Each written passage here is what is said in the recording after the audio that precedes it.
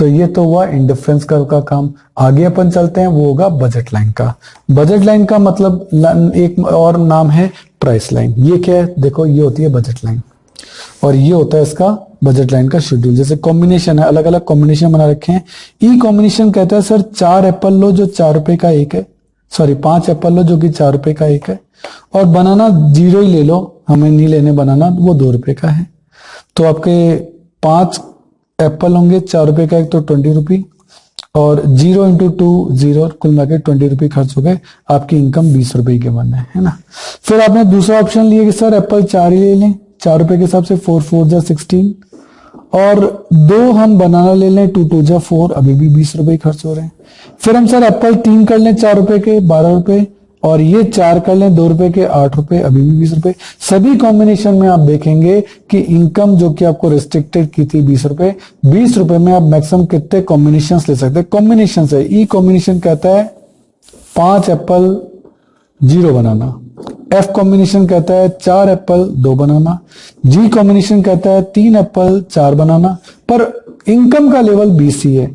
तो ये देखो, इससे इन्होंने डायग्राम पूरा बना लिया क्या कि पहले 20 रुपए में आपके 5 एप्पल थे, सही है, और 0 आपका वो था, ये 0 है। बनाना आपके कितने थे, 5 थे।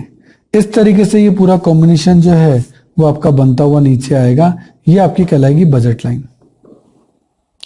और ये 0 को टच हो रही है, रीजन है यहाँ एक बार 0 यहाँ और एक बार 0, ये देखो ये 0।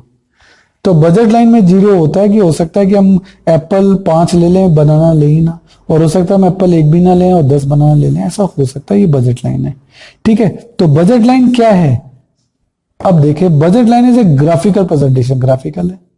ऑल पॉसिबल कॉम्बिनेशन, ये सारे कॉम्बिनेशन थे, सही है, ऑफ 2 गुड, 2 गुड है एप्पल और banana, which can be purchase with given income and prices, जो भी गिवन इनकम प्राइस होगी खरीदेंगे, such that the cost of each this combination is equal to the money income. जो income है वो 20 ही रहनी चाहिए, उस मनी इनकम से ज्यादा आप चीज को नहीं खरीद सकते हैं, ये बात आपको ध्यान रखनी है। बजट सेट किसको कहते हैं, budget set is the set of all possible combination, ये बजट सेट है।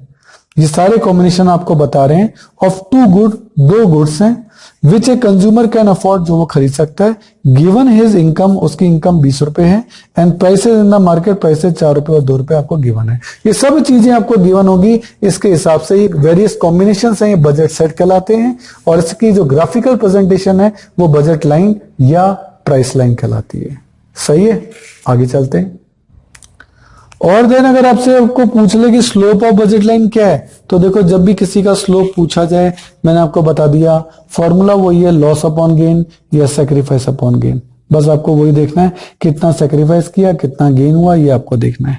सर इसमें क्या 2 चीजें फिक्स हैं, 2 चीजें फिक्स है, कंज्यूमर की इनकम 20 रुपए थी, वो चेंज नहीं होनी चाहिए, और prices of both the goods, Apple और बनाना की प्राइस 4 रुपए और 2 रुपए थी, वो भी चेंज नहीं होनी चाहिए। तो ये सीधी सी बात है, इनकम जो है वो उसकी हैसियत बताती है कि आप इस इनकम से ज्यादा पैसा नहीं खर्च कर सकते, ये उसकी फिक्स है ना।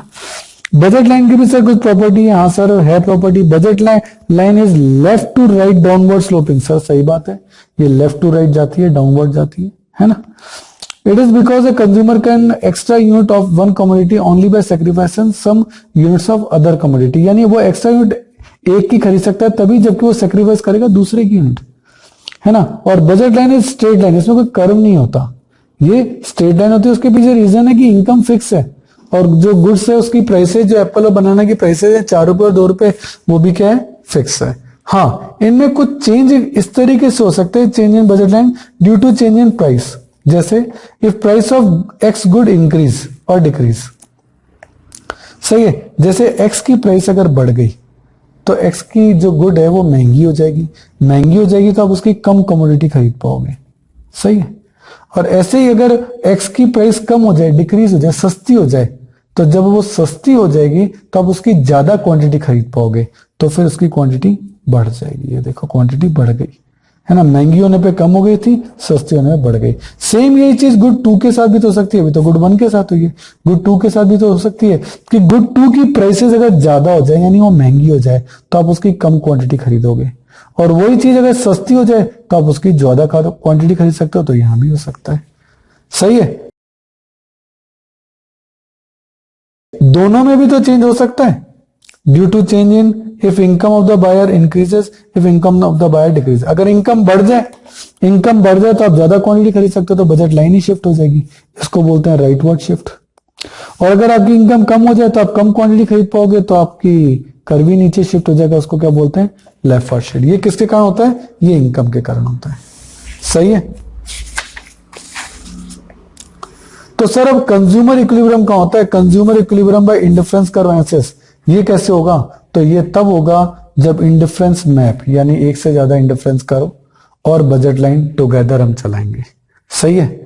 कौन कौन से, indifference map and budget line, दोनों को हमको साथ साथ चलाना पड़ेगा, ये तब पॉसिबल होगा, अदरवाइज ये पॉसिबल नहीं है। क्या क्या, जो पेज नंबर 19 पर हमने इंडिफरेंस मैप देखा था, ये वाला, ये हमें लेना है।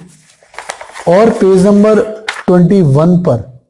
21 पर जो बजट लाइन आपको दे रखी है, उनको जब हम कंबाइनली चलाएंगे तो आप उसका कंज्यूमर इक्विलिब्रियम देख पाएंगे, ये इस तरीके से। कब होगा ये देखो, यदि आपका MRS of X Y, marginal rate of substitution X Y का ज्यादा है, यानी आपको एमआरएस ज्यादा मिल रहा है, तो आप उसका कंजम्पशन बढ़ाएंगे। यदि कम है तो उसका कंजम्पशन कम करेंगे, तब तक करते रहेंगे जब तक कि वो बराबर ना हो जाए। देखो इसको अपन एक डायग्राम बनाकर ही चेक करते हैं। तो देखिए अपन कर्व बनाते हैं, और ये आपकी बजट लाइन है, ठीक है ना। अब आईसी कर्व है, देखो एक आईसी कर्व ये गया, दिस इज IC1, एक आईसी कर्व ये गया, दिस इज IC3, और एक आईसी कर्व गया इसको हल्का सा टच करके, दिस इज IC2। सही है। तो आप कहोगे सर आईसी कर्व यहां टच कर रहा है, इसको यहां भी टच कर रहा है, यहां भी टच कर रहा है, यहां भी टच कर रहा है, तो अब आईसी और बजट लाइन, ये बजट लाइन है आपकी, तो टच तो ये यहां कर रहे हैं, लेकिन रूल ये है कि वो टच करे लेकिन इंटरसेक्ट नहीं करे। यहां तो ये इंटरसेक्ट कर रहा है।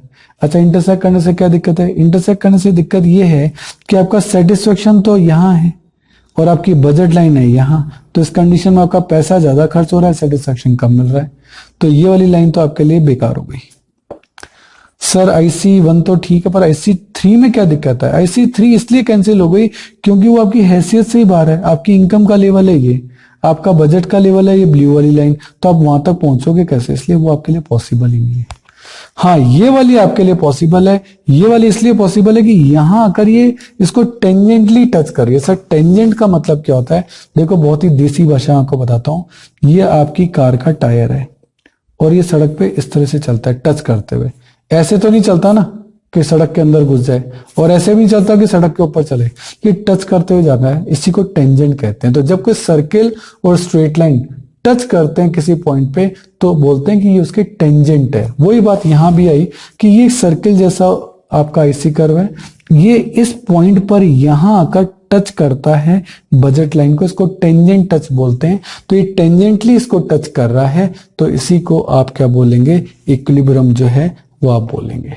सही है, ये कंज्यूमर इक्विलिब्रियम कहलाएगा। यहां आकर कंज्यूमर जो है वो मैक्सिमम सेटिस्फेक्शन जो है वो गेट करता है। सही है। सर यहां क्या दिक्कत है, यहां क्यों नहीं, देखो यहां के सेटिस्फेक्शन तो ज्यादा है, तो सेटिस्फेक्शन ज्यादा है और वो उसका बजट पैसा कम खर्च हो रहा है, तो वो क्या करेगा, उसका कंजम्पशन बढ़ाएगा, बढ़ाता जाएगा, जैसे जैसे बढ़ाएगा तो वो नीचे आता जाएगा और वो यहां आके टच करेगा।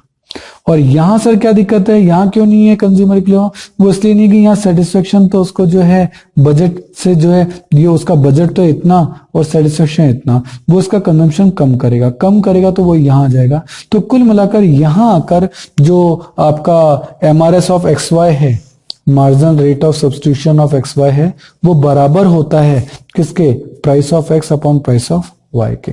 यहां ये बराबर होता है, इसीलिए इसको क्या बोलते हैं, कंज्यूमर इक्विलिब्रियम बोलते हैं। टेक्निकल लैंग्वेज में बोले देखें, कंज्यूमर इक्विलिब्रियम है indifference curve approach. Consumer is at equilibrium at point E, ये रहा point E, when budget line AB ये ए, ये बी, ये बजट लाइन है। Is just tangent to IC2, ये IC2 के टेंजेंट टच हो रही है। IC3 तो ऊपर चला गया, IC1 इंटरसेक्ट करता हुआ नीचे से जा रहा है, IC2 जो है वो इसको टच करते हुए निकल रहा है। सही है। तो the budget line is tangent to indifference curve, tangent है, इसके टच करते हुए निकल रही है curve IC2 at point E पर। This is the point of consumer equilibrium where the consumer purchase OM यानी OM, ये क्वांटिटी खरीदेगा वो, quantity of commodity X and ON quantity of Y, और ON क्वांटिटी खरीदेगा Y की। ये Y commodity है, ये X कमोडिटी है। तो X कमोडिटी तो खरीदेगा OM और Y खरीदेगा ON क्वांटिटी। ये होता है आपका क्या, कंज्यूमर इक्विलिब्रियम। तो अगले पेज पे भी आपको यही बताया कि हाँ भाई आपका MRS कंटिन्यूसली फॉल हो रहा है, तो आपका MRS जब ज्यादा होगा तो आप उसका कंजम्पशन बढ़ा देंगे, जब आपका MRS कम होगा तो आप उसका कंजम्पशन कम कर देंगे। अल्टीमेटली आप रुकेंगे कहाँ, जहां कंज्यूमर का इक्विलिब्रियम हो जाए। सही है। तो यही कंज्यूमर इक्विलिब्रियम की ऑर्डिनल अप्रोच है। तो according to ordinal approach, a consumer is an equilibrium situation where an indifference curve become tangent to the budget line। वही लाइन दोबारा रिपीट हुई है और यहाँ आकर चैप्टर आपका एंडिंग होता है। और उसमें मैंने आपको बताया है कि कार्डिनल अप्रोच और ऑर्डिनल अप्रोच में क्या डिफरेंस है ना। मार्शल की कार्डिनल अप्रोच और एलन हिक की ऑर्डिनल अप्रोच में क्या फर्क है। तो देखिए, मेजर ऑफ यूटिलिटी, ये कार्डिनल नंबर इसने यूज किए हैं और इसने ऑर्डिनल नंबर। कार्डिनल नंबर का मतलब है उसने तो यूटिल्स यूज किए और इन्होंने कहा कि सर हम तो है ना ऑर्डर या प्रेफरेंस यानी रैंक देंगे। बेसिक कॉन्सेप्ट इसका मार्जिन यूटिलिटी है, इसका है MRS, marginal rate of substitution, MRS। Goods only one commodity and multi commodity दोनों यूज हो सकती है, लेकिन ये केवल 2 कमोडिटी केस में यूज होता है। कौन सा, ऑर्डिनल अप्रोच। ये प्रोपोनेटेड बाय, ये किसने शुरू की थी, एल्फ्रेड मार्शल ने 1890 में, और ये की थी एलन हिक ने 1934 में। Concept about utility, utility is measurable, ये कहता है यूटिलिटी मेजरेबल है इसलिए हम उसको कार्डिनल नंबर दे सकते हैं। ये कहता है यूटिलिटी इज नॉट मेजरेबल, इसको हम रैंक दे सकते हैं, हम इसको नंबर नहीं दे सकते। तो इस तरीके से ये आपका पूरा टॉपिक है जो कि ऑर्डिनल एंड कार्डिनल अप्रोच पे था और डिफरेंट अपन ने कॉन्सेप्ट यूज किए हैं। One of the biggest topic of economics है, इसको आप ध्यान से एक बार जो है करें। और इस सबसे बड़ी बात है कि ये तो आपने टॉपिक को समझा है। अब कोई भी क्वेश्चन आंसर फ्रेमिंग की जो बुक आती है, जैसे अरिहंत की बुक है या टुगेदर विद इकोनॉमिक्स है, उनसे जरूर इनको एक बार करें। इससे क्या होगा कि आपको कॉन्सेप्ट पूछा कैसे जाएगा वो भी पता लग जाएगा। वो बहुत जरूरी है। कॉन्सेप्ट तो आता है लेकिन उसका क्वेश्चन का फ्रेम ही नहीं पता तो फिर आप आंसर कैसे देंगे। सही है, तो उसको भी एक बार जरूर से देखें। Okay, thank you.